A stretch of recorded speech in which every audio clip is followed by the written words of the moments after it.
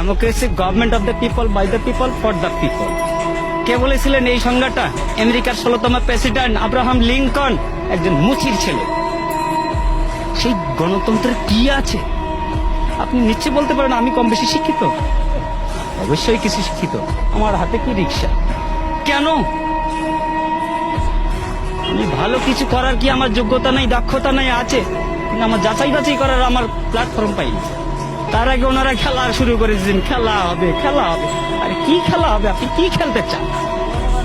কি খেলতে চান? আমরা তো এই দেশের জনগণ, সাধারণ মানুষ। আপনি আমাদের কাতারে আসেন, তারপর খেলা কাকে বলে আমরা খেলবো। আপনিও খেলেন। দেশ স্বাধীন হয়েছে, এই স্বাধীনতার দলিলটা কার কাছে আছে? দলিলটা কার কাছে আছে?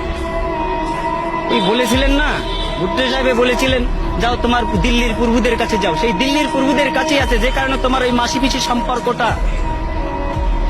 আমরা ইলিশ খেতে পারি না, তুমি পূজার সময় 35,000 টন দাও, বৈশাখে দাও, আর ইলিশ দিয়ে তোমরা খাইতে চাও।